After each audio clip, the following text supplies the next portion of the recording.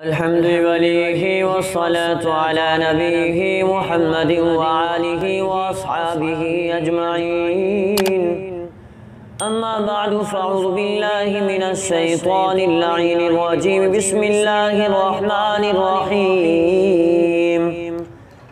عن ابن عباس قال: لا أخبركم بإسلام النبي صلى الله عليه وسلم؟ قلنا بلى. قال كنت رجلا من غفار فبلغنا أن رجلا خرج بمكة فزعم أنه نبي فقلت لأخي إلى آخره أو كما قال عليه الصلاة والسلام. عزیزان ایمان، میرے محترم سامعین مکرمین، اللہ کے بڑے احسان اور کرم نوازی سے درس حدیث کا پروگرام جاری و ساری ہے. آج میں ایک عنوان حضرت ابو ذر غفاری رضی اللہ تعالیٰ کے قبول اسلام کا واقعہ آپ کے سامنے سناتا ہوں کہ حضرت ابو ذر غفاری رضی اللہ تعالیٰ عنہ کس انداز سے اسلام قبول کیا. وہ اپنا واقعہ حضرت ابن عباس رضی اللہ تعالیٰ عنہ بیٹھے ہوئے تھے. حضرت ابن عباس رضی اللہ عنہ فرماتے ہیں: کیا تم کو ابو ذر غفاری کے اسلام کا قصہ نہ سناؤں؟ فرمایا: ابی ذر قلنا بلا. لوگوں نے کہا بلا شک سنائیے. قال كنت رجلا من غفار. یہ غفار قبیلے سے ایک آدمی تھا. ہم نے ضرور فرمایا کہ ابو ذر کہتے میں قبیلہ غفار کا آدمی تھا. مجھے اطلاع ملی کہ ایک شخص مکہ مکرمہ میں آیا ہے اور دین کا دعویٰ کر رہا ہے، سچائی کا دعویٰ کر رہا ہے، کلمہ توحید حق کی بولی سنا رہا ہے. میں اپنے بھائی کو بھیجا کہ جاؤ وہاں جا کر تمامہ کی جگہ پر اس کی خبر لاؤ، اس کی کوئی بید میرے سامنے ظاہر کرو، کوئی واقعہ میرے سامنے ظاہر کرو. فرماتے ہیں: خرج بمکہ فزعم انہ نبی فقلت لاخی. میں نے کہا اپنے بھائی سے انطلق الی ھذا الرجل فکلمہ واتنی بخبرہ. اس کے بارے میں مجھے خبر لاؤ. وفی روایت، اور ایک روایت میں قال لما بلغ ابا ذر سبعۃ النبی صلی اللہ علیہ وسلم قال لاخی اركب الى هذا الوادي فاعلم لي علم هذا الرجل. اس آدمی کے یعنی جو مکے میں آدمی آیا ہے اس کے بارے میں کوئی بھید میرے سامنے ظاہر کرو. میرا بھائی واپس آیا اور مجھے کہنے لگا، فرمانے لگا، بھائی کہنے لگا: هذا الرجل الذي يزعم انه نبي ياتي الخبر من السماء واسمع من قوله ثم اتني. فانطلق الاخ حتى الاخلاق وکلاما ما هو بالشعرین. اس کے بھائی کہنے لگے: او بھائی ابو ذر، میں نے اس کے اخلاق دیکھے، وہ بڑے عمدہ اخلاق والا تھا اور وہ ایسا کلام پڑھ رہا تھا جو شعر نہیں ہے. شاعر ہم پڑھتے ہیں اس زمانے میں شاعر کی بہت عروج تھی.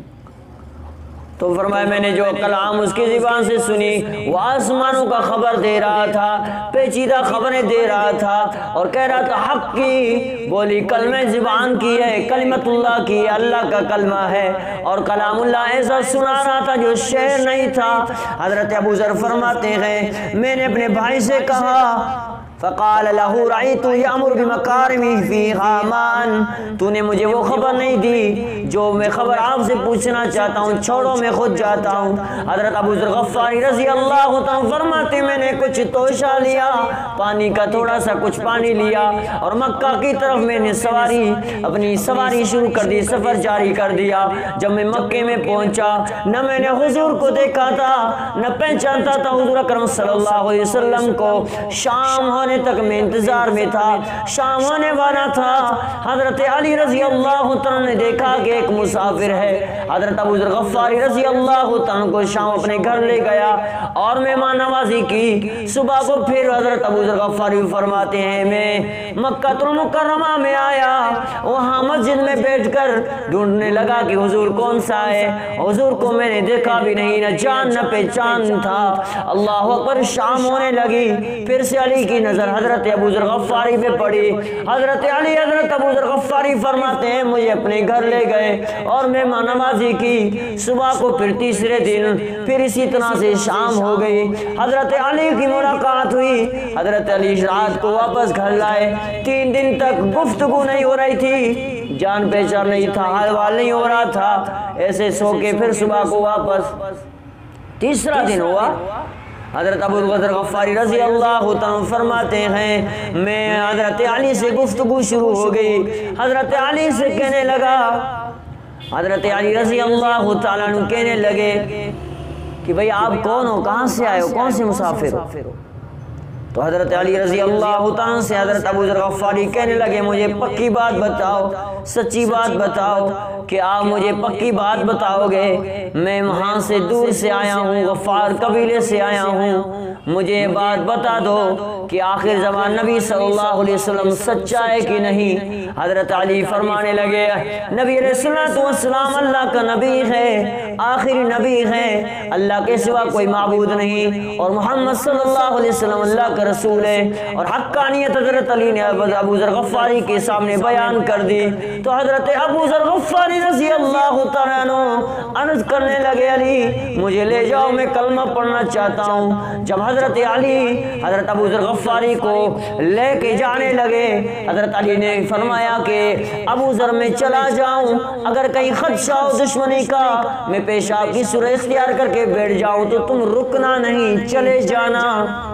ایسے چلے چلے جب مسجد میں پہنچے، حضور اکرم صلی اللہ علیہ وسلم کے ہاتھ پہ بیعت کی اور کلمہ پڑھا، اشہد ان لا الہ الا اللہ و اشہد ان محمدن عبدہ و رسولہ، کلمہ پڑھ کے مسلمان ہو گئے۔ روایت میں آتا ہے میرے محبوب صلی اللہ علیہ وسلم نے فرمایا ابو ذر اب جاؤ اپنے علاقے میں اور ان علاقے والوں کو تبلیغ کرو، جب تک مکے میں اسلام کی روشنی نہ پھیلے تم یہاں نہیں آنا۔ لیکن ایک روایت میں آئے کہ حضرت ابو ذر غفاری مکے میں ہی رہے اور وہیں پہ کلمت اللہ کی وجدان بلند کر دی۔ مکے میں بہت مار پڑی۔ حضرت عباس رضی اللہ عنہ فرماتے میں حضرت ابو ذر غفاری کے اوپر ایسے لیٹ گیا، بہت لوگوں نے مارا، میں کہنے لگا یہ غفار قبیلے سے تعلق رکھتا ہے، اگر آپ لوگوں نے اس کو مارا، اگر غفار قبیلے کو پتہ چلا شام سے وہاں سے آپ کا راستہ گزرتا ہے تو وہ تجارتی راستہ بند کر دیں گے۔ لوگ ٹھنڈے ہو گئے۔